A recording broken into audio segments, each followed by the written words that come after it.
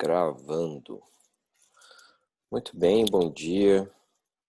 Vamos dar continuidade à nossa disciplina de Direito Tributário. Na aula passada, conversávamos sobre aspectos envolvendo a responsabilidade tributária, né? De acordo com o Código Tributário Nacional. E nós passamos, primeiramente, na questão da responsabilidade tributária, a responsabilidade por substituição. Muitas vezes nós temos aí um uso e um abuso dessa responsabilidade por substituição na nossa legislação tributária,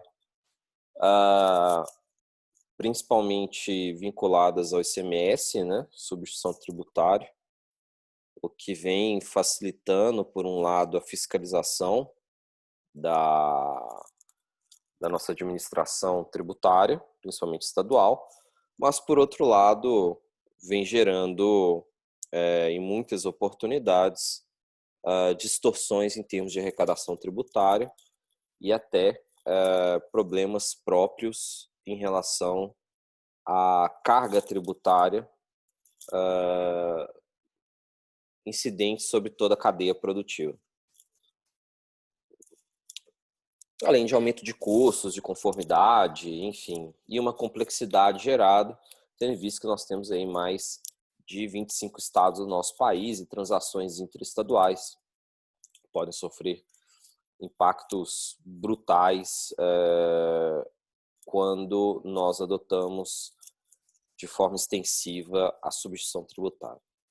Depois nós falamos um pouco sobre responsabilidade por transferência, nós falamos da questão dos sucessores, né, na sucessão imobiliária, falamos também do adquirente ou remitente, na sucessão por causa mortis, né, e falamos também na sucessão de sociedade e empresa quando exercidas atividades de fusões e aquisições, quando se compra uma empresa, faz incorporação ou uma fusão, nós temos na oportunidade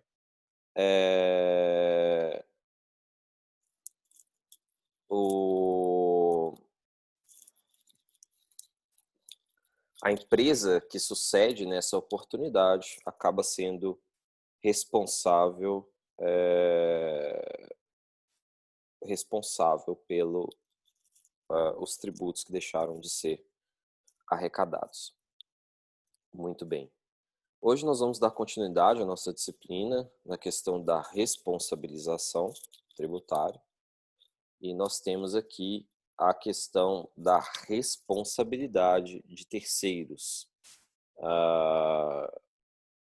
Essa responsabilidade de terceiros é um dos pontos, talvez aí, mais polêmicos em relação ao Código Tributário Nacional, tendo em vista também a utilização desregrada pelo fisco federal, estadual e municipal, sempre que o contribuinte não tem condições econômicas para arcar diretamente com o tributo,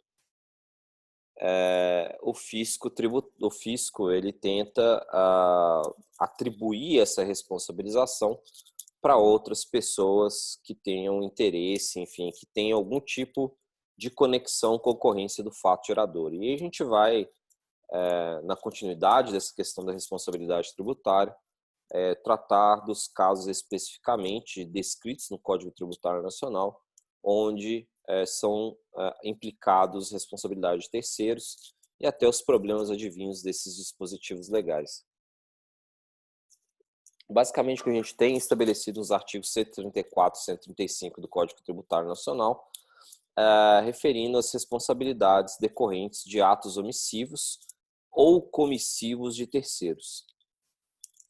Apesar do CTN referir que há responsabilidade solidária, sua característica, em termos gerais, é de subsidiariedade, não de solidariedade.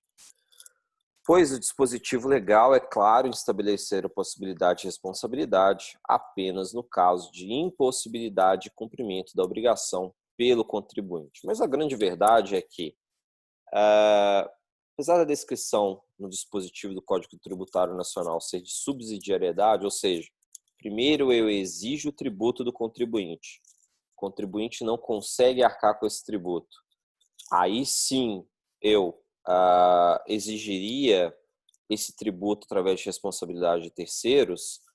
A grande verdade é que, na prática, o fisco ele tenta fazer a imposição solidária de forma imediata, independentemente se o contribuinte arcou com os tributos ou não. E quais são os casos de responsabilização, né? A gente tem, pelo nosso Código Tributário Nacional, um dos primeiros dispositivos, os pais pelos tributos devidos por seus filhos menores. Ou seja, os pais são responsáveis pelos tributos devidos pelos filhos menores. Aí vocês podem perguntar, bom, professor, mas como é que um filho menor de idade pode ser contribuinte de imposto, né? Bom, é muito comum, em algumas situações específicas, que filhos, apesar de serem menores, exerçam atividades econômicas ou até, inclusive, recebam recursos, enfim, eles fazem transações econômicas que implicam em exigência de tributos. Eu me lembro uma vez, há muitos anos atrás, quando eu morava ainda em Belo Horizonte, meus pais eles queriam vender o imóvel deles, né, para trocar um mais simples, enfim, com custos menores. E dentro das visitações que eram realizadas no apartamento, eu que recebia as pessoas, na época eu estava estudando na escola, um dos visitantes interessados em comprar o imóvel era um menino de 12 anos, porque ele era um menino lá que, enfim, sabia muito de programação, ele trabalhava, prestava serviço para a Microsoft na época com 12 anos. E ele queria comprar o apartamento dele. Achei até que na época foi até piada, né? Pegadinha, mas não era pegadinha, não. O corretor de imóveis foi junto com o menino. Então, quer dizer, o menino já tinha renda, ele já fazia recolhimento de imposto de renda, sendo menor de idade. Então, esse imposto de renda dentro do trabalho que ele exercia, os seus pais seriam responsáveis tributários. Dentre outras operações, né, de doação, etc. Enfim, acontece. Bom, questão de responsabilização, a gente também tem os tutores e curadores pelos tributos devidos por seus tutelados ou curatelados. Essas duas figuras jurídicas de tutela e curatela ocorrem em situações em que nós estamos falando de pessoas incapazes, né? Quando as pessoas são incapazes, sempre é nomeado um tutor, um curador, que possa ser responsável civilmente em relação àquela pessoa que não tem a capacidade suficiente para poder exercer sua atividade, né? Exercer de forma plena a sua capacidade civil. Então, em decorrência dessas limitações que essa pessoa possa vir a ter, são nomeados tutores ou curadores, enfim, existe uma diferença entre tutela e curatela, mas basicamente é a mesma coisa. Nomeação pelo judiciário ou até inclusive por ato de vontade de alguém responsável civilmente por outra pessoa. Funciona como se fossem os pais, né, que são responsáveis diretos pelos filhos, assim como os tutores e curadores responsáveis civilmente pelos seus tutelados e curatelados. Esses tutelados e curatelados, quando exercem atividades sob a ótica civil e que decorram aí obrigação de pagamento de tributos, os tutores e curadores são responsáveis tributários juntamente com tutelado e curatelado. Bom, os administradores de bens de terceiros pelos tributos devidos por estes, né? Então, os administradores de bens de terceiros pelos tributos devidos por esses terceiros, né? Os administradores têm aí uma responsabilidade subsidiária de bens de terceiros devidos pelos terceiros em relação a esses bens administrados. Então, o administrador tem uma responsabilidade aí tributária. O inventariante pelos tributos devidos pelo espólio. Então, quando ocorre o falecimento de alguém, é aberto um processo, a gente até discutiu, se não me engano, na aula passada, no qual é feito um inventário, esse processo é chamado de inventário, né? No qual é aberta a sucessão, analisado todos os bens e direitos da pessoa que faleceu, assim como as obrigações da pessoa que faleceu. A gente viu que também essa pessoa deixa de existir, mas surge aí uma entidade que tem direitos e obrigações, chamada espólio, e esse espólio, ele representa essa entidade com esses bens e direitos, e até que o inventário seja encerrado, o espólio ele pode dar continuidade a negócios jurídicos, a obtenção de rendimentos, a exploração de atividades econômicas. Por exemplo, vamos imaginar que uma pessoa tem aí uma fazenda que explora atividade rural. Essa pessoa falece e até o encerramento do inventário, que pode demorar um pouco, a depender da quantidade de herdeiros, a depender das discussões a respeito da divisão do patrimônio, enfim, a depender de diversas circunstâncias, esse inventário ele pode ter uma longa durabilidade no Poder Judiciário, ou até administrativamente. Até o encerramento do inventário, quem é responsável por esse patrimônio é o espólio. O espólio é o titular desses bens, direitos e obrigações. E o espólio pode sim exercer atividade econômica. Então, nesse exemplo que eu dei de atividade rural, o espólio daria continuidade ao exercício da atividade rural, fazendo compra de matérias-primas, etc., e venda de produtos rurais. Normal. Obviamente, quem seria o representante dessa entidade é o inventariante, aquela pessoa nomeada como administradora dos bens, direitos e também para destinação no cumprimento das obrigações do espólio. O inventariante funciona como se fosse um administrador de uma empresa. E assim como o administrador de uma empresa é responsável tributário, né? O inventariante é a mesma coisa, segue mais ou menos a mesma lógica. Então, o inventariante é responsável pelos tributos devidos pelo espólio. Nesse caso que eu dei de exemplo hipotético, mas que é muito comum acontecer, a exploração econômica, né, venda de produtos rurais, vai ter renda, por exemplo, e aí teria o imposto de renda devido pelo espólio. E assim o espólio declararia o imposto de renda. Inclusive as declarações de imposto de renda, nós temos lá, para quem já preencheu, declaração original, declaração de espólio, né? E temos declaração de saída definitiva de território nacional. Então, o espólio continua fazendo declaração de imposto de renda. E o inventariante, obviamente, responsável tributário pelos tributos devidos pelo espólio. Obviamente, se o espólio não pagar os tributos, né? Bom, pessoal, se vocês tiverem alguma dúvida em relação à questão da responsabilidade tributária, podem interromper a qualquer momento para que eu possa tirar as dúvidas que eventualmente surjam, ok? Muito bem, a gente tem como continuidade o síndico e o comissário pelos tributos devidos pela massa falida ou pelo concordatário. Bom, a gente não fala mais hoje em dia em concordatário, né? Isso é da legislação antiga de falência e concordato. Hoje não existe mais a questão do concordatário. Hoje em dia a gente tem recuperação judicial e falência, né? Não sei se vocês tiveram aula de direito societário que envolva essa parte de recuperação judicial e falência, mas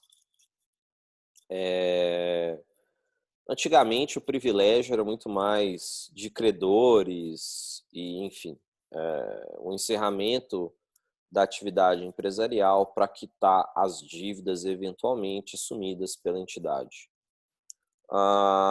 Por outro lado, quando existia a lei de concordato e falência, desculpa, exatamente, quando existia a lei de concordato e falência, esse era, vamos dizer assim, o pressuposto da legislação.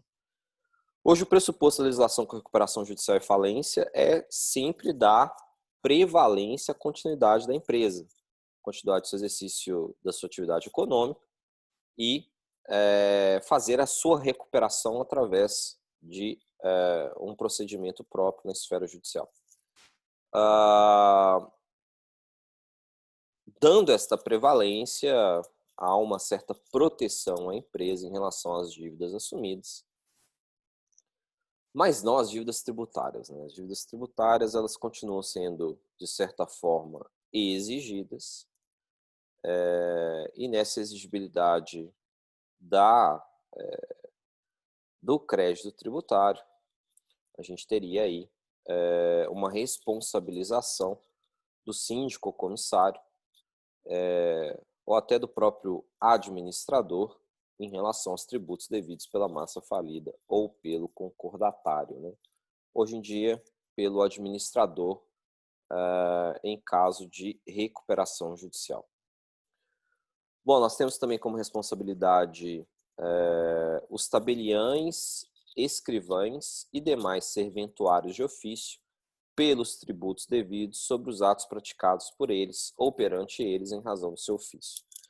Vejam só, então, os tabeliões, escrivães de cartórios, eles são responsáveis tributários em relação dos tributos devidos pelos atos praticados em seus cartórios. Então, por exemplo, tabeliães e escrivães de cartórios de notas, onde são ali muitas vezes formalizados escrituras de compra e venda de imóveis. Nesse tipo de transação de forma onerosa, a gente tem exigência do ITBI, que é Imposto sobre Transmissão de Bens Imóveis. Nessa operação, na lavratura da escritura, os tabeliães e escrivães são responsáveis tributários pelo recolhimento do ITBI. Então, se você deixa de recolher o ITBI ou recolhe o ITBI menor do que deveria ter sido recolhido na operação de transferência do imóvel, os tabeliães e escrivães podem ser responsabilizados pelo seu dever de ofício de fiscalizar o recolhimento adequado do ITBI. Ou, no caso de uma doação, a gente também muitas vezes tem que fazer uma doação. Se nós fazemos doação de imóveis, tem que ser mediante escritura. E aí, ele tem que ser responsável por verificar o recolhimento do ITCMD, Imposto sobre Transmissão Causa-Mortes e doação. Nesse caso, também haveria responsabilidade, desde que o tabelião ou escrivão não tenha analisado adequadamente se houve recolhimento do tributo no formato e nos valores devidos. Da mesma forma, o cartório de registro de imóveis, pelo ITBI, também é responsável, e daí por aí vai, né? Os tabeliães e escrivães são responsáveis, inclusive por isso que eles ficam, de certa forma, muito em cima das pessoas em relação ao recolhimento dos impostos em transações nas quais a exigência de tributos, né? E aí eles só fazem eventualmente a sua atividade, né, de controle, lavratura de documentos públicos, etc., desde que os tributos tenham sido adequadamente recolhidos. Depois nós temos uma outra responsabilização dos sócios de empresas no caso de liquidação de sociedade de pessoas. Isso é uma especificidade, né? Os sócios eles possuem responsabilidade desde que seja sociedade de pessoas. Por exemplo, escritórios de contabilidade, né, onde a gente tem ali sociedades de pessoas para exercerem diretamente atividades econômicas, sociedades de advogados, sociedades de contadores, sociedades de arquitetos, sociedades de engenheiros, sociedades de pessoas. No caso da liquidação dessa sociedade de pessoa, os sócios possuem responsabilidade em relação aos tributos devidos por essa sociedade. Nós temos ainda o artigo 135 do Código Tributário Nacional, que prevê a responsabilidade dos administradores de empresa nos atos praticados com excesso de poder ou infração à lei, ao contrato social ou estatuto. Quer dizer, os administradores das entidades, eles são responsáveis pelos tributos devidos pela entidade, desde que ele tenha exercido ou praticado atos com excesso de poder ou infração à lei ou contrato social ou estatuto. Ou seja, o contrato social estabelece certos poderes a serem praticados pelos administradores. Por exemplo,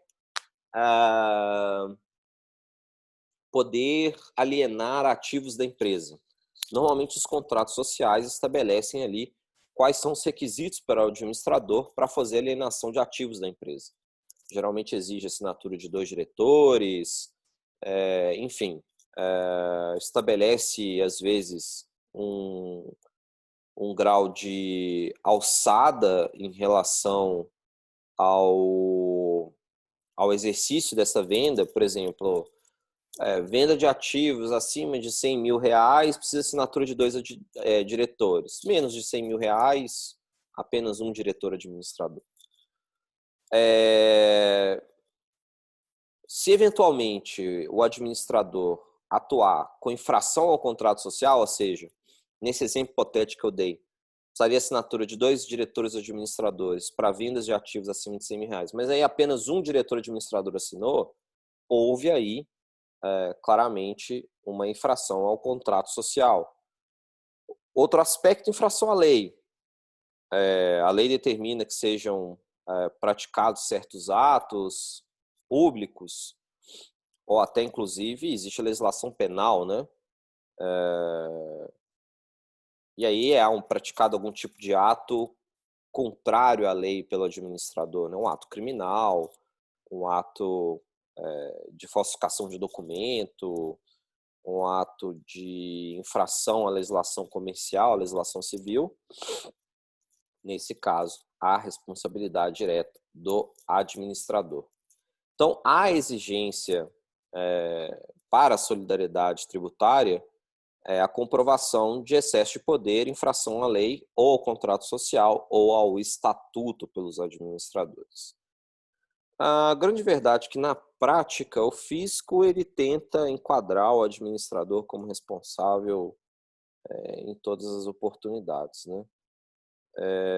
Mas, enfim, ultimamente a gente tem visto aí uma mudança na jurisprudência com uma proteção um pouco maior dos administradores, exigindo que o fisco comprove esses atos de infração à lei ou contrato social ou estatuto. Se ele não comprova isso, não há como estabelecer a responsabilidade dos administradores. Eu vejo que interessante, né? Vocês nas atividades futuras aí como contadores poderão verificar essa questão da administração, e o administrador tem que ter um pouco de cuidado em relação aos atos praticados, né? E não pode praticar atos contrários ao contrato social, ao estatuto, e desde que ele faça isso adequadamente, são minorados os riscos em relação ao administrador. Bom, Professor, sim, Mariana. eu fiquei com uma dúvida em relação no caso da liquidação da empresa e a responsabilidade iria para os sócios. Isso independe do regime de sociedade? Se é limitada, se é ilimitada, se é anônima? Você diz em relação a qual tipo de solidariedade? Isso. E aí, se o administrador responde, ou sócios, você diz no caso da liquidação? No caso da liquidação da empresa, Ah, tá. ser uma limitada ou uma não uma ilimitada, ser uma anônima, isso interfere? Independentemente disso, os sócios são responsabilizados? Entendi. Não, o tipo societário, ele... Vamos lá, Mariana. Essa pergunta é um pouco complexa para ser explicada numa paulada só. A gente tem os tipos societários, né, que sociedade em comandita, sociedade de pessoas, sociedade limitada, sociedade anônima, que também é de responsabilidade limitada, que em tese, pelo estudo do direito societário, as diferenças entre os tipos societários implicaria também até que nível os sócios seriam responsáveis ou não pelas dívidas contraídas pelas sociedades. Muitas vezes o professor de direito societário traz essas diferenciações. Responsabilidade limitada, você tem responsabilidade limitada até o capital social da entidade, desde que integralizado. Se não integralizado, o sócio responde até o valor a ser integralizado na entidade. Só que na prática, nós temos uma legislação, tanto no âmbito civil, quanto no âmbito tributário, quanto no âmbito trabalhista, que, de certa forma, visa muito mais a proteger o credor do que o devedor. Na prática, no Brasil, essa questão da responsabilidade limitada, ela não é tão respeitada assim, principalmente em relação a esses dois últimos pontos, né, que seriam na questão do crédito tributário e na questão do direito trabalhista. O que nós observamos na prática é que os juízes dão muito mais privilégio ao credor do que propriamente ao devedor. Há no Brasil uma visão muito equivocada da atividade empresarial. Não sei exatamente o porquê dessa visão equivocada, mas há uma tendência muito grande do Poder Judiciário de falar, não, crédito tributário tem que pagar de qualquer forma. E aí, transferir a responsabilidade da pessoa jurídica para os sócios. Não só no caso de liquidação, mas até inclusive crédito tributário normal. Eles fazem a desconsideração da responsabilidade, desconsideração da responsabilidade jurídica, transferindo para os sócios. Isso é muito comum, assim. Acontece demais, tá? Em muitas oportunidades nem foram ali cometidos atos infracionais ao contrato social, nem nada disso. Há ali uma tentativa do fisco de colocar responsabilidade. Da mesma coisa o crédito trabalhista. Os juízes entendem que o crédito trabalhista, em decorrência da sua natureza alimentar, saem responsabilizando sócios, administradores, à torta e direito. E o grande problema é que o Poder Judiciário pode tudo, né? Ele não tem tanta responsabilidade em relação à legislação como deveria ter. Ele não tem... ele tem uma certa, vamos dizer assim, liberdade poética, né? Apesar do dispositivo do Código Tributário Nacional falar de sócios, no caso de liquidação de sociedade de pessoas, independentemente do tipo societário, ele vai, a depender do juiz que cai, vai colocar a responsabilidade no sócio. Independentemente se teve infração à lei, se teve infração ao contrato social ou estatuto. Ou o tipo societário, se é sociedade limitada, sociedade anônima, etc. Então, assim, o que eu posso te dizer é que na prática o Poder Judiciário, tendo em vista que ele pode tudo, ele inclusive pode até interpretar a lei do jeito que ele quiser. E aí, Mariana, o tipo societário propriamente dito não significa uma proteção dos sócios. Até porque, assim, o que me deixa mais chateado em relação ao Poder Judiciário é a falta de reconhecimento de que o exercício de atividade econômica é um exercício de atividade de risco e que muitas vezes pode acontecer de não dar certo. Acontece. O empresário não é obrigado a ter uma empresa que dê certo. Não há obrigação disso. Muitas vezes você tem uma ideia, aposta nessa ideia, exerce uma atividade econômica, de certa forma obtém algum tipo de rendimento, algum tipo de renda nessa atividade econômica, contrata algum empregado, alguma coisa assim, mas é uma atividade que não vai para frente por diversos fatores. Competição, né, a concorrência do mercado é mais eficiente, talvez pratique um preço melhor, talvez a gente está falando de economia de escala, e aí tem muita produção, e eventualmente, em razão dessa economia de escala, o seu competidor tem redução de custos, tem fornecedores melhores. Enfim, são tantos eventos incontroláveis, né, que pode fazer com que um negócio não dê certo. Professor, Sim. mas nesse ponto, considerando isso que o senhor falou, tem que ter alguém para ser responsabilizado se for prejudicado alguém, porque assim, tá, beleza, tem atividade de risco, ele não tem culpas, talvez se der certo, acontecer alguma coisa e ele for prejudicado. Mas e as pessoas que trabalharam para ele, por exemplo, nos créditos trabalhistas, elas vão ficar de mãos atando, assim, caso esse risco ocorra da pessoa perder? Giovana, assim, eu concordo com você. É uma... O que eu estou falando assim, é uma questão complexa. Eu estou falando de um lado, do empresário, né, da pessoa que exerce atividade econômica.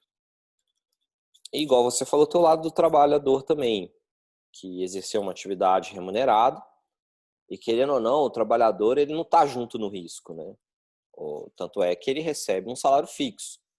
Ele não recebe distribuição de lucro. Quer dizer, vamos imaginar também que o negócio dá certo. O trabalhador não vai participar de uma alta lucratividade. Ele tem o seu salário fixo, certo e indiscutível. Claramente, natureza alimentar. O cara usa o salário dele para pagamento das suas despesas, né, diárias, e, enfim. Como eu disse, né, natureza alimentar. É uma linha complicada, tá, Giovana? É bem complicado. Assim, eu não sei mais. Eu antes pensava assim como você. Alguém tinha que ser responsabilizado e tal. Hoje eu não sei se é mais assim, entendeu? Eu tenho certas dúvidas assim a respeito disso, porque tem um imponderável, né? Tem um imponderável no exercício da atividade econômica pelo empresário. E eu sei que é muito difícil exercer uma atividade econômica. É muito difícil, é muito complicado. A gente costuma dizer que o empresário no Brasil é louco, é doido de pedra, porque tributação aqui é pesada, a normatização trabalhista é pesada, a todo momento querem responsabilizar o empresário. E é muito complicado, não é fácil, não só esses problemas de cunho, vamos dizer assim, públicos, mas também o mercado brasileiro é um mercado competitivo, em diversos níveis. E por conta disso, não é fácil aqui exercer atividade econômica. A gente vê alguns casos até de empresas multinacionais de grande porte que desistiram do Brasil. Um exemplo foi o Walmart. O Walmart veio para o Brasil e viu que tem até uma brincadeira, né, que a gente costuma dizer que o Brasil não é para amadores, né? O Walmart veio para o Brasil e não aguentou, saiu. Um supermercado, quer dizer, uma rede de varejista gigantesca. Inclusive, a família controladora do Walmart é uma das mais ricas do mundo. São uma das pessoas mais ricas do mundo, né? E desistiram do Brasil, um mercado que a gente tem de 230 milhões de consumidores. Não é um mercado pequeno, né? Então, assim, eu tento analisar as complexidades, tá, Giovana? Mas a gente não pode considerar também que, assim, realmente tem muitas dificuldades. O empresário ele vai enfrentar muitas dificuldades. Mas ele tem a escolha de não começar a empresa. Vamos supor assim, ele começa entendendo e tendo que ponderar os riscos que ele vai assumir. Porque, tudo bem, realmente, eu entendo mesmo que realmente é difícil, tem muitos problemas. Mas, assim, ele entrou já ciente das dificuldades e dos erros que ele encontraria. Então, eu acho que daí ele tem que saber ponderar essa questão. Aí que tá, Giovana. Eu não sei se você consegue identificar no exercício da atividade econômica todas as dificuldades, todos os riscos possíveis. Você consegue identificar alguns riscos, né? Normalmente, quando a gente faz business plan, e aí até uma recomendação que eu faço a todos vocês, se vocês tiverem oportunidade de algum dia na vida de vocês empreender, empreendam. Empreendam, porque é um aprendizado assim que vocês não terão em uma universidade. A gente muitas vezes passa no curso de contabilidade, ou de administração, ou de economia, aprendendo certas questões de administração, né? Custos, etc. Blá, blá, blá. Mas nada substitui verdadeiramente exercer uma atividade de empreender. Porque aí sim você enfrenta as dificuldades de forma real. E muitas vezes, tá, Giovana, assim, a gente consegue, num business plan, etc e tal, identificar alguns riscos. Por exemplo, essa questão do risco trabalhista, tributário, é uma premissa que já se toma. Peraí, vocês dois. Os cachorros estão querendo participar da aula aqui. Bom, já que ele quer participar, vem cá. Vamos dar aula junto, Boris. Vem cá. A gente consegue identificar alguns riscos. Mas não todos, tá, Giovana? Não todos são passíveis de reconhecimento. Por exemplo, competidores de mercado, custos logísticos. Vou te dar um exemplo de custo logístico, né? Agora, recentemente, houve aí um aumento grande, né, no custo dos combustíveis. Quando você faz um business plan, você tem lá uma previsão de custo logístico. E, de repente, com uma subida, né, um estouro aí do custo da gasolina, por questões absolutamente adversas, seu custo logístico vai aumentar. Então, o que eu quero dizer é que nem sempre a gente consegue ponderar todos os riscos. E justamente por Mas isso é um risco também, né? Porque, que nem quando a gente aprende sobre risco, a gente também vê que existem alguns riscos que a gente não vai identificar e a gente tem que considerar uma variável, pelo menos, separar para essa questão de risco inerente à atividade, assim, que a gente possa não identificar. Não sei, é que não sei, para mim então, mas é um risco, vamos lá, é um risco que eu não... é difícil quantificar. Isso que eu ia falar. É um risco que, em tese, a gente pode prever, né? A gente hoje, por exemplo, podemos falar assim, putz, o dólar pode ter uma variabilidade, às vezes eu estou dolarizado, algum passivo, um maquinário meu que está dolarizado, né, que eu adquiri, eu aluguei, eu arrendei, ou muitas vezes o meu mercado consumidor é um mercado externo, então a variabilidade do dólar pode afetar a minha rentabilidade.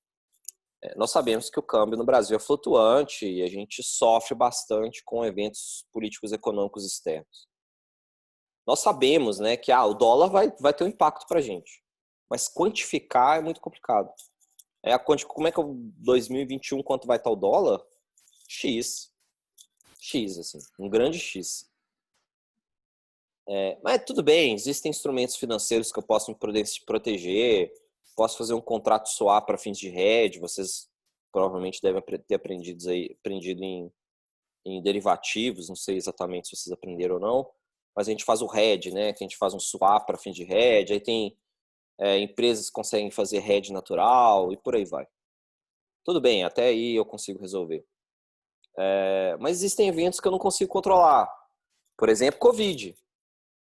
Quem apostaria no início de 2020 que havia um surto bizarro de uma doença da China que ia contaminar o mundo inteiro e que ia parar a atividade? E outra coisa, Giovana, muitas vezes a gente imagina a atividade empresarial como grandes empresas, né? Grandes indústrias, grandes empresas. Os sócios estão ricos, andando de Ferrari e McLaren para cima e para baixo. Vamos responsabilizar o sócio. Se a gente for pegar aí estatísticas, tá, Giovana? E aí não são estatísticas minhas, são estatísticas aí do Sistema S, né? Do Senac, por exemplo. Sebrae, Senac. Mais de 95% das empresas brasileiras são empresas de pequeno porte.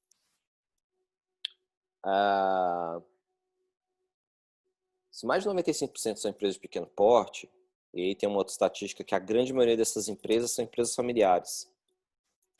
E quando eu digo empresas familiares, é empresa que é o pai, a mãe e o filho. São os três são a empresa. E, na verdade, a atividade econômica exercida pela empresa é uma atividade basicamente familiar, né? Para manutenção da família. Empresa de pequeno porte é para pagar as contas, né? Da família. Vamos imaginar que essas empresas... E aí outra estatística importante também, que a grande maioria da massa de empregados são contratadas por empresas, essas estão 95%, que são empresas de pequeno porte. E aí, se a gente botar a responsabilização trabalhista, tributária na família, a gente não está falando de grandes empresários, ricões, que desviaram dinheiro da empresa e estão lá andando de Ferrari, ricos, etc. e tal. Estamos falando também de famílias que eventualmente, se responsabilizadas solidariamente com a empresa, também deixarão de comer. Então, assim, não tem resposta boa para o que você está imaginando, assim.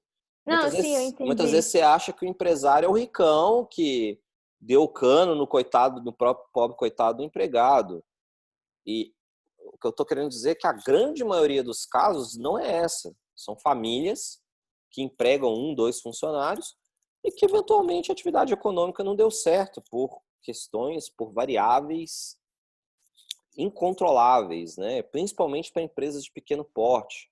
Quando a gente fala de empresas de grande porte, elas têm capacidade de nos contratar. Eu, você, que estudamos em universidade, estudamos finanças, estudamos contabilidade e tentamos precificar os riscos, tentamos estabelecer os riscos.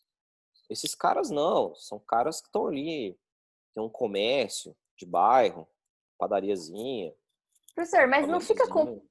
complicada a situação, porque, por exemplo, eu vejo essa questão de responsabilização também como uma forma de organização e de controle. Porque, sei lá, pra mim parece que fica uma bagunça no sentido de, tipo, não vou responsabilizar ninguém, então, assim, o que vai acontecer com aquela pessoa, por exemplo, nos créditos trabalhistas? Porque, por exemplo, essa padaria também tem uma pessoa que vai ficar no atendimento, no caixa, que vai, ou sei lá, para pegar o pão, e ela recebe também um salário mínimo, e ela também depende desse salário mínimo. Então, assim, é uma cadeia de complicações que eu não sei, eu acho que é muito, realmente, é o que você falou, é muito complexo. Eu acho que é difícil falar, assim, que não dá para não responsabilizar, assim. Não estou falando que não dá para responsabilizar. Eu acho assim. Eu acho que deveria ser pela literalidade da lei. E a literalidade no sentido de que os sócios, administradores atuaram com infração à lei, atuaram contrários ao contrato social, com excesso de poderes, aí sim, o cara cometeu uma infração à lei, o cara cometeu infração ao contrato social, então tem a responsabilidade dele. O que eu não consigo mais enxergar, o que eu tenho uma dificuldade de enxergar, é que responsabilizar simplesmente porque o negócio não deu certo Aí eu já acho mais. Aí eu já acho bastante complicado. E, Giovana, esse é um aspecto importante para a gente discutir, porque isso é um dos limitadores para o exercício da atividade econômica no Brasil. Isso que eu estou falando aqui entra no custo Brasil. Muitas vezes são perdidas oportunidades de se abrirem novos negócios no Brasil, porque você tem como um sócio obrigatório o fisco. O governo é seu sócio a partir do dia 1. E contratar empregado é um caos. É um caos, assim. O caos. Primeiro pelo custo que ele representa. Basicamente, o custo dele é 100% do salário. Então, se você contrata um empregado por R$ 2.000, que nem é um salário bom, tendo em vista os custos do Brasil, o seu custo para sua empresa já é R$ 4.000. Você paga 2.000 para o funcionário, você vai pagar mais 2.000 para o governo. Essa a conta. Tá? Então, se uma pessoa ganha 10.000, o custo para a empresa é 20.000. Você começa a pensar em termos salariais, 10.000 é um bom salário. Mas é um bom salário, e outro ponto, é um salário que vocês aqui, formados pela Federal, com uma carreira brilhante aí pela frente, podem atingir facilmente. Agora imagine, o custo para a empresa é 20.000.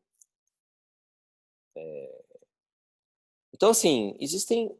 E aí, além desse custo do salário, te falam que qualquer coisinha, o empregador vai vir você, sócio da empresa, o cara olha e fala, não vou exercer atividade econômica porcaria nenhuma. Vou deixar meu dinheiro no banco rendendo. E aí começa a ter os rentistas.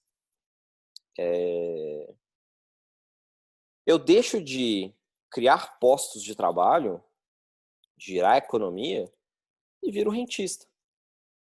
É aquilo que eu tô falando, assim, não existe certo e errado, tá, Giovana? Eu não tô dizendo que eu tô certo, não tô dizendo que você tá errada, nem que você tá certo ou que eu tô errado. A gente tem que avaliar quais são os custos e benefícios de uma ou outra opção. Se a gente optar por sempre responsabilizar o sócio administrador, porque coitadinho do empregado, a gente sabe que muitas vezes não é assim, muitas não, a maioria das vezes nós estamos falando de postos de trabalho de baixa remuneração. A menor parte empregados que têm remuneração de alto valor agregado. Mas a gente trabalhar com essa lógica sempre de alguém tem que ser responsabilizado, nós temos que imaginar o custo dessa opção.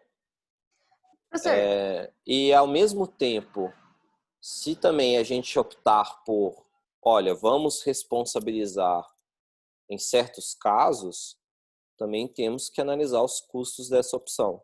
Qual que trará maiores benefícios, qual que trará maiores custos, entendeu? quando Pois não, eu Giovana. penso, quando eu falo isso, quando eu penso assim, eu tô considerando assim, não realmente, porque eu entendo a dificuldade que é aqui no Brasil e a carga tributária brasileira. Mas quando eu falo essas coisas, eu tô pensando mais na questão de também de responsabilização, assim, desconsiderando de novo a carga tributária alta brasileira, as dificuldades que a gente tem aqui no Brasil. Mas Uhum. porque, por exemplo, eu penso nessa responsabilização como uma forma de incentivo do empresário, assim, realmente considerar essas questões dos riscos. Porque, por exemplo, eu penso que se não tiver essa questão de responsabilização do sócio em pessoa física, eu acho que vira meio que uma bagunça. Tipo assim, eu não vou ser responsabilizado, tá tudo certo. Tipo, vamos, bola pra frente, eu posso... não tem problema nenhum eu fazer desse jeito, eu fazer daquele jeito, eu vou deixar de pagar o meu empregador agora porque eu não vou ser responsabilizado, ou eu não vou pagar esse tributo porque isso não vai recair sobre mim. Eu penso mais ou menos nesse sentido, porque eu acho que, parece... tudo bem que a gente é meio pessimista essa minha visão, mas assim, eu acho que vira meio bagunça, não sei. Giovana, não vira bagunça.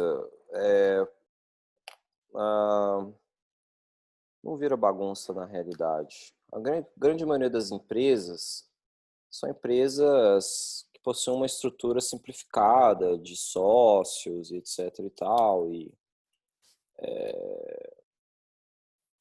no fim das contas, tá, Giovana?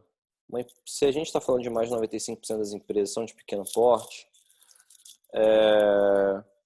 claramente são empresas que qualquer tipo de problema na ótica trabalhista e tributária, no fim das contas, elas não vão conseguir pagar. É simples como isso. Tanto é que grande parte do crédito tributário que tem aí em cobrança, se não me engano, já saíram umas estatísticas aí, chega na casa de trilhões de reais, são créditos tributários podres, que nunca vão ser conseguidos, nunca vai ser conseguido exigir, justamente porque quem vem de empresas de pequeno porte, são pessoas que exercem atividade econômica de forma pessoal, não tem recursos. Então, esse seu medo já é uma realidade. Outro aspecto importante é que, para aqueles sócios que possuem uma condição econômica melhor, aí o que é feito é blindagem patrimonial, tá, Giovana? É uma coisa muito comum. O empresário, esse com um capital, um patrimônio legal, ele faz blindagem. Ele, vamos dizer assim, esconde legalmente o seu patrimônio, de forma que, se vier cobrança trabalhista ou tributária, ele nunca vai ser achado, né, patrimônio em seu próprio nome para arcar financeiramente com essa obrigação. Então isso já acontece, tá?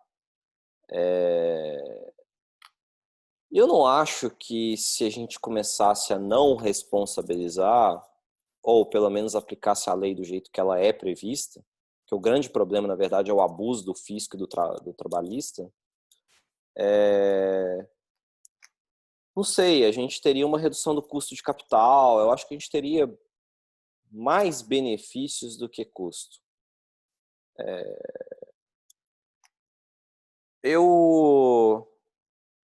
Eu também, assim, eu tenho um pouco hoje de cuidado com essa afirmação que você colocou, que alguém tem que ser responsabilizado.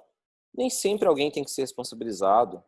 Existe aí o imponderável que é incontrolável, acontece, são eventos que a gente não tem controle. E por essa razão, nem sempre a gente tem que responsabilizar alguém de forma aleatória.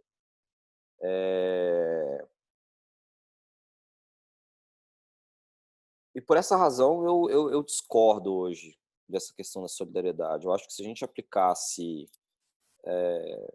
da forma como previsto a lei e não trouxesse responsabilização, eu acho que a gente teria mais benefícios econômicos do que o contrário. Eu acho que as pessoas empreenderiam mais do que empreendem hoje. E justamente por essas questões trabalhistas que nós estamos falando em tributário, acabam surgindo novas formas de contratação. Hoje você tem um crescimento brutal de pejotização, ou seja, você não contrata mais empregado, você contrata pessoa jurídica para prestação de serviço. E também está criando um crescimento brutal de atividades de intermediação. Assim como a gente vê aí as empresas de tecnologia que não contratam diretamente, elas fazem intermediação de negócios. Então, Giovana, assim, ao invés de nós termos uma tendência a uma criação maior de postos de trabalho, com a formalização do trabalho, justamente por essa responsabilização dos sócios, está havendo uma queda brutal em termos de contratação formal de trabalho. Obviamente, além do custo, né? Que é o dobro do salário que você vai pagar. Então, assim, o interessante é a gente ver na prática que, economicamente falando, sempre a economia vai conseguir superar qualquer tipo de entrave. Se o entrave é o sócio vai ser responsabilizado, economicamente a gente vai dar um jeito. Nós vamos dar um jeito de superar isso. Eu não vou mais contratar empregado. Eu vou contratar freelancer hoje em dia. Eu vou, em vez de contratar um empregado, que vai cuidar, por exemplo, da parte financeira da minha empresa, eu contrato terceirização. Vou lá numa empresa de contabilidade, administração, que tenha seus empregados, seus sócios, etc. E fala, você presta serviço aí para mim de administração de caixa, contas a pagar, etc. O cara presta. Então, não tem risco. Contratei lá um terceiro que vai me prestar esse serviço. ou até adquiro um aplicativo, alguma coisa que possa incluir aí uma inteligência artificial. Vou ter lá o atendente da padaria. Não vou mais contratar um atendente da padaria para depois o cara vir enfiar uma execução em mim. Não, deixa. Bota o meu filho lá.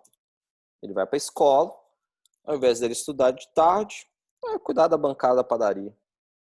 E por aí vai, entendeu, Giovana? As pessoas vão, assim, a economia é muito interessante porque vai dar-se um jeito. Se querer o tempo todo ferrar o empresário, vai se dar um jeito. E sempre quem vai sair prejudicado nesse jeito que é dado é o lado fraco da relação, que é o empregado, que vai deixar de ser contratado. As pessoas simplesmente vão deixar de contratar, vão deixar de formalizar empregos, vão usar e abusar de outras formas jurídicas para evitar esses potenciais riscos, para evitar, enfim, problemas e por aí vai. Sob a ótica trabalhista, obviamente, sob a ótica tributária, aí não tem muito o que fazer. Sob a ótica tributária, o que se faz geralmente, aí os empresários que têm condições financeiras melhores, é o que a gente chama de blindagem patrimonial, e aí esconde o patrimônio de forma legal, obviamente, e acabam não sendo responsabilizados do mesmo jeito. O que a gente acaba vendo, então, é que essa questão de sempre alguém tem que ser responsável, eu não sei, não funciona, sabe? Eu não sei.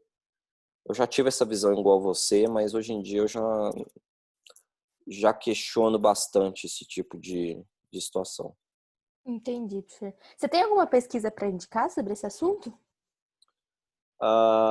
Você diz pesquisa que traga Sobre análise desse custo-benefício, assim, dessa responsabilização.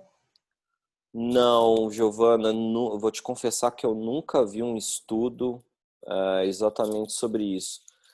Todos esses pontos que eu coloquei são mais pontos de vivência pessoal, tá? Uhum. Aí a gente poderia colocar em estudo de caso. Com as suas limitações próprias em termos metodológicos, né? E eu tive a oportunidade de ver muitas situações dessa, porque na advocacia tributária a gente vê, né? E a quantidade de empresários que faz blindagem patrimonial é muito grande, muito grande. Quer dizer, basicamente todos os empresários, tá? E também em termos de opções de exercício de atividade empresarial ou não, já fiz muita consultoria que a gente chegou à análise que deixa o dinheiro no banco. É simples como isso, assim. Deixa o dinheiro no banco, porque isso aqui vai ter risco trabalhista aqui, blá blá blá. O cara... Tô tendo, né, na época que a Selic estava alta, tô tendo aí no ano, dependendo do investimento na empresa, tinha gente que tinha 200% de CDI, vai. Ele era basicamente o dobro da Selic, quando a gente estava com uma Selic de 12%. Então o cara tinha um retorno anual de 24%, sem fazer nada. 24% no ano é muita coisa, gente. É muita coisa. Imagina margem de lucratividade numa empresa de 24%. É difícil ter uma margem de lucratividade de 24%. 24% o cara tinha sem ter risco nenhum, deixando dinheiro no banco. O cara olhava e falava, não vou correr risco de jeito nenhum. Trabalhista, vim empregado encher o saco, vim não sei o quê, tributário, não, deixa o dinheiro no banco. Então é questão de incentivos e desincentivos, entendeu? Às vezes você quer proteger muito um lado, e a proteger muito um lado, você prejudica o todo. Você prejudica a geração de empregos, geração econômica. Mas bom ponto, Giovana. Eu vou procurar se tem algum, inclusive artigo empírico. O grande problema é que a gente está falando de questões qualitativas, né? Que são pegar um empresário, um cara que tem dinheiro, e tentar identificar o porquê que ele não optou por um exercício de uma atividade econômica e deixar o dinheiro no banco. Então seria uma pesquisa extremamente qualitativa. O que poderia ser desenvolvido, talvez, seria uma análise estatística, mas aí fazendo uma pesquisa. e aí mandando perguntas para o pessoal através do Google, né? Através daquelas ferramentas lá, Monkey, sei lá o quê. E aí pergunta para os caras, assim, para todo mundo, né? Fala, ó, se você tivesse risco solidário, trabalhista, tributário e sua taxa mínima de atratividade numa atividade que não fosse tanto, você teria atividade econômica? Sei lá, faria um questionário, seria talvez uma pesquisa interessante de ser feita, com uma amostra aí de grande porte, e talvez a gente teria algumas respostas a respeito dessa questão. Mas enfim, o que eu sei é que isso faz parte do custo Brasil, tá? E acaba como consequência imediata, tá, Giovana? Na precificação de produtos e serviços, acaba que os produtos e serviços no Brasil ficam mais caros justamente por essa questão do risco, tá? Isso com certeza, isso aí em contabilidade gerencial, a gente coloca, a gente embute esse custo aí da brincadeira, tá? Nos produtos e serviços, o que faz com que produtos e serviços sejam mais caros no Brasil e bem menos competitivos, tá? Isso com certeza. Se quiser desenvolver essa Certo. pesquisa aí, vamos embora. Eu Ah, gostei eu da topo, hein, ideia. professor? Achei interessante. Vamos embora. Se quiser, a gente faz junto aí. Bom, a Priscila fez um comentário aqui. Fabrício, aproveitando o gancho, o que você acha que seria um bom meio termo entre a responsabilidade da empresa empresária, a garantia de direitos dos funcionários, direitos ambientais e sociais, etc. Eu acho que um bom meio termo, tá, Priscila, seria o que já é disposto na lei, tá? E o interessante é assim, nós estamos discutindo algo que é previsto em lei e que o judiciário não aplica. Eu adoro o judiciário, eu sou apaixonado com o judiciário, vocês já devem ter percebido isso. O meio termo é o que está na lei, para mim é ótimo o que está na lei. Se o administrador e o sócio, né, agir contrário à lei, ou com excesso de poderes, né, contra o que está disposto no contrato social e estatuto, ou seja, ele, de certa forma, atentou contra o próprio contrato que determina quais são os poderes de atuação dele, aí ele tem responsabilidade solidária. Aí eu concordo. O cara agiu contra o próprio contrato social. O cara que escreveu o contrato social. Ele que botou as regras. Vão assinar 2 administradores para vender ativos acima de 100 mil reais. Aí vai um administrador só e assina. Pô, o cara pôs lá a regra, sabe? Ele agiu contra, infração ao próprio contrato social. Eu não tenho o que falar. O cara, ele bota a regra do jogo e foi contra a regra do jogo. Então, quando ocorre confusão patrimonial, né? Ou seja, quando os sócios agem contrários ao princípio da entidade, havendo confusão patrimonial, arrancando dinheiro da entidade, né, para ele próprio, por exemplo, o cara vê lá um dinheiro na empresa, compra apartamento dele. E aí, quer dizer, você tem um prejuízo para o pagamento do salário do empregado, porque o cara quis pegar o dinheiro da empresa e pagar um apartamento para ele. Aí, beleza. Aí é um ato infracional, aí eu concordo. Agora, pô, vou lá direitinho, exerço atividade econômica, não fiz infração à lei, não agi contrário ao contrato social, e minha atividade econômica simplesmente não deu certo, poxa, não deu certo, não foi culpa minha, foi culpa do mercado no geral, né? Aí eu não vejo por que responsabilizar o sócio, o acionista, o administrador. Aí eu acho palhaçada. Aí eu discordo em absoluto, assim. Eu acho que meio termo é o que está na lei. Se te aplicasse o que está na lei, para mim seria complicado. A Priscila empreendeu, ela fez um comentário interessante aqui. Já tive uma temaqueria. Complicado.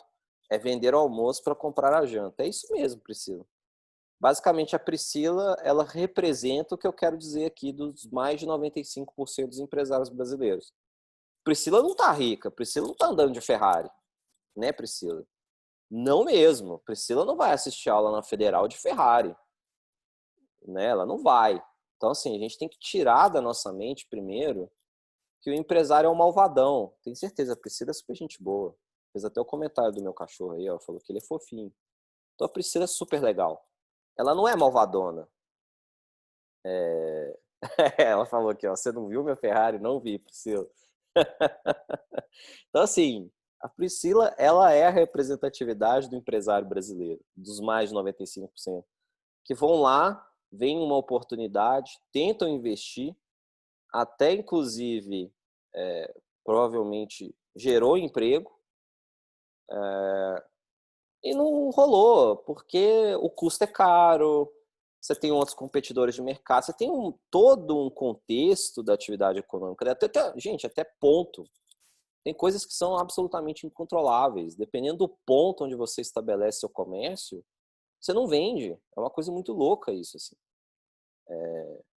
Sei lá, se você coloca num ponto ruim, não vai vender. Você pode colocar uma loja linda com um produto maravilhoso, mas se você se estabelece na Cracolândia, tenho certeza que você não vai vender.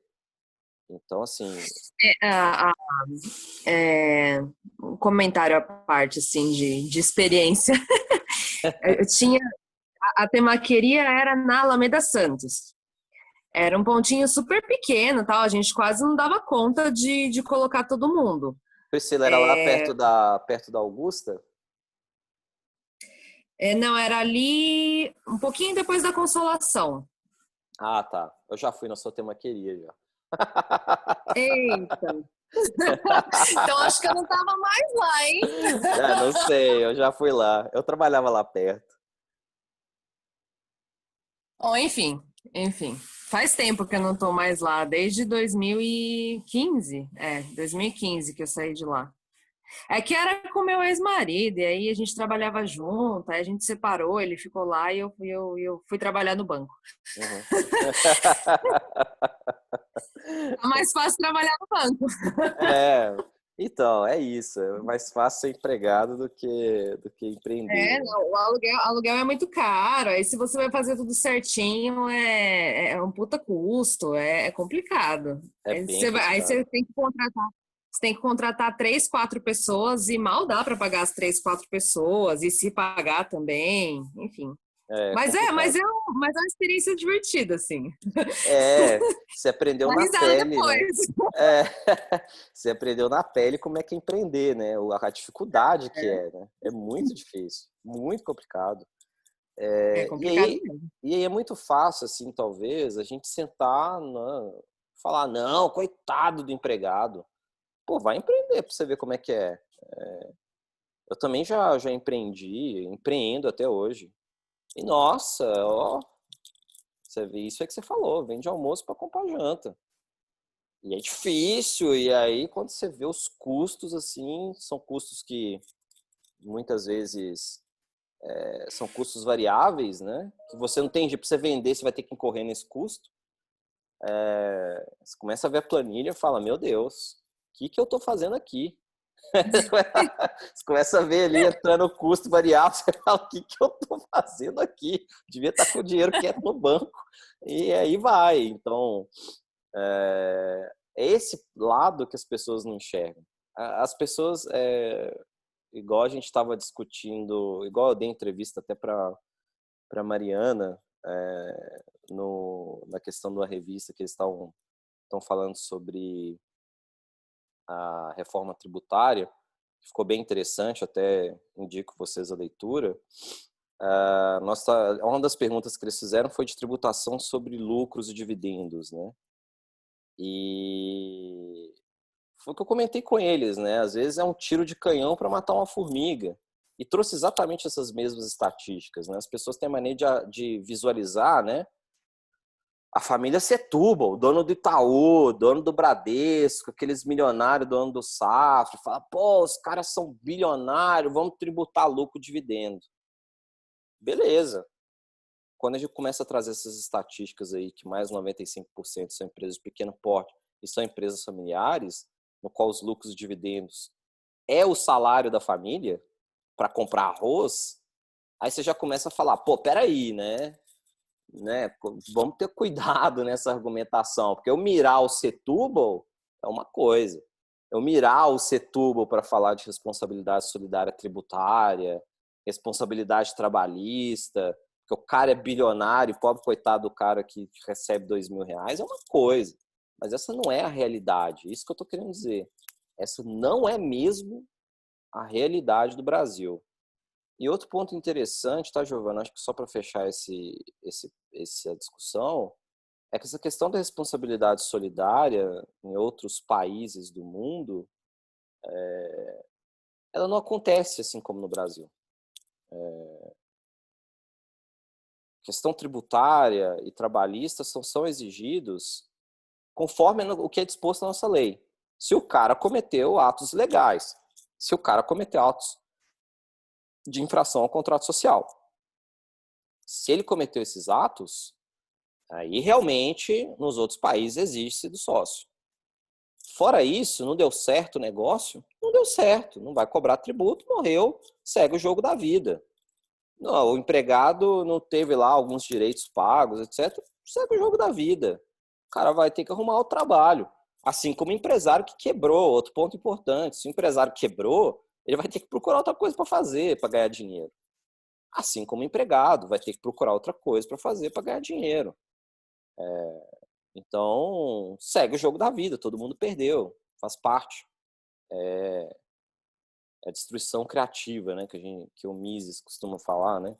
Ou não sei se é o Friedman, né, ou se é o Mises que fala de destruição criativa, né? Que é importante as empresas falirem, é importante os negócios acabarem para surgirem novos, né?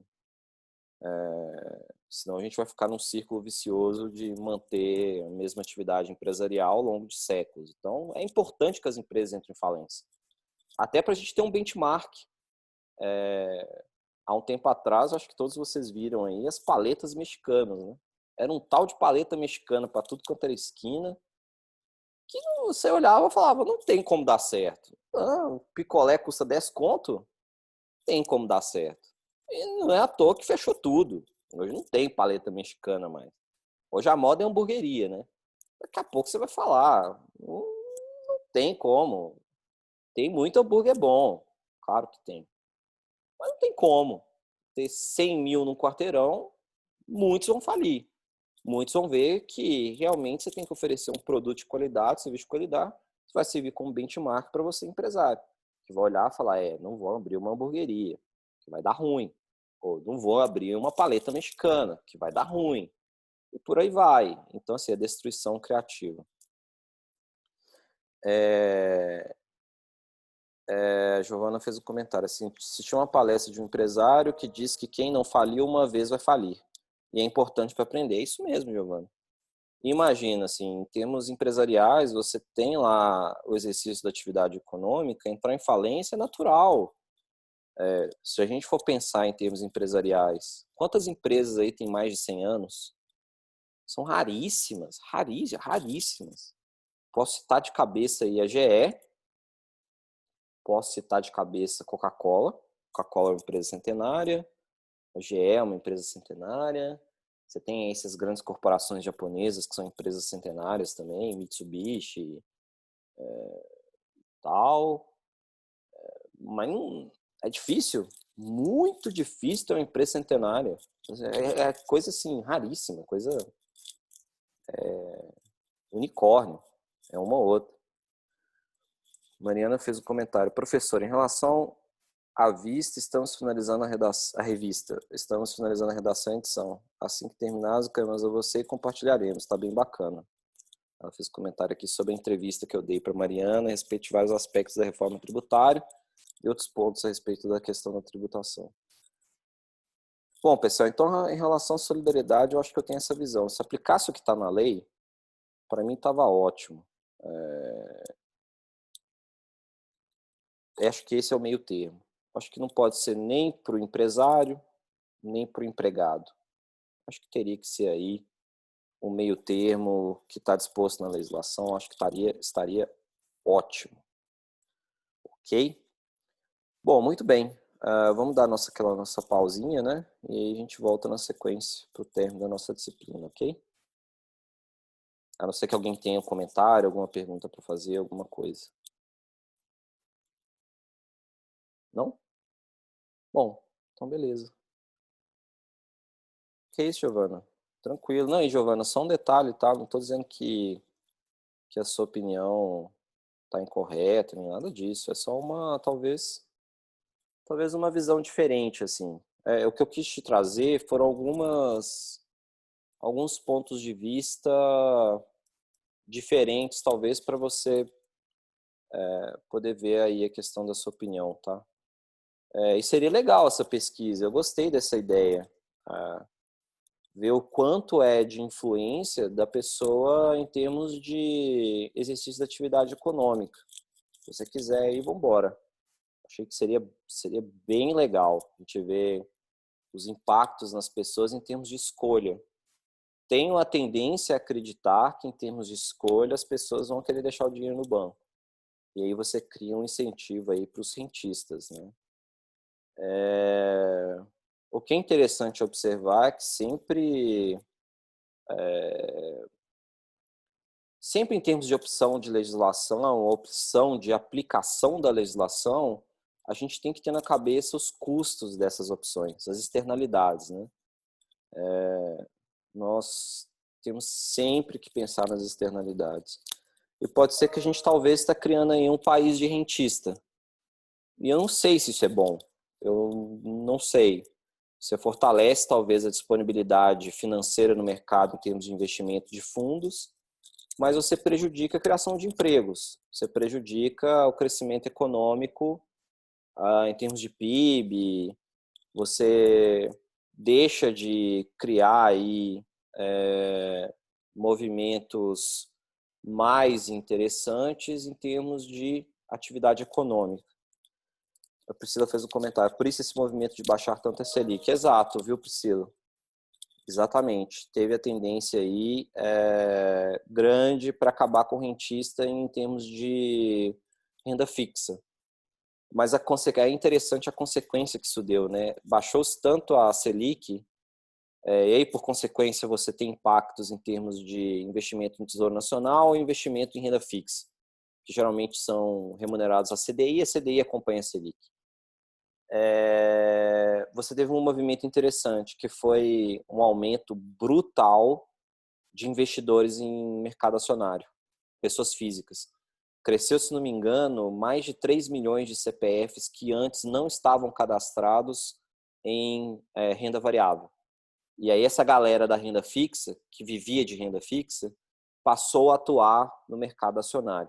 O que já é melhor do que renda fixa, vamos combinar, né? Que é melhor que renda fixa.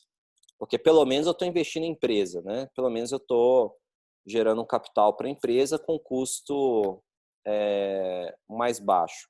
Mas talvez e esses 3 milhões de CPF, será que se a gente pegasse desses 3 milhões, vamos imaginar 10%, 300 mil pessoas, tirando o dinheiro da renda fixa e criando atividades econômicas, será que não seria melhor?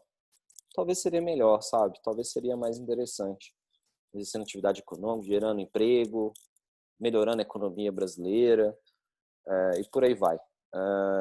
Você gera talvez essas externalidades que são bastante complicadas, né? Temos de Brasil. Bom, legal, pessoal. Obrigado pelos comentários aí. A Celine fez um comentário, a transição para a Bolsa foi seguida da crise. Foi seguida da crise e também as reduções constantes em termos de Selic, tá? Que a Priscila comentou. Uma das consequências de retirada de recursos da renda fixa é que a renda fixa hoje em dia remunera muito mal. E aí, além da crise, teve essa questão da redução da renda fixa. Aí, bom, então tá bem doido, né? É verdade. Mas teve uma influência grande, tá? A redução da Selic. As pessoas estão sendo remuneradas a 2% ao ano. A Selic hoje está 2% ao ano. Então, 2% ao ano, você faz lá operações de day trade, ou você faz, enfim, operações no mercado acionário, em fundos, você vai conseguir retornos maiores do que 2% ao ano. Acho que essa é que foi a loucura, né? Apesar de estar na crise, essa redução da renda fixa incentivou a galera a migrar para a renda variável.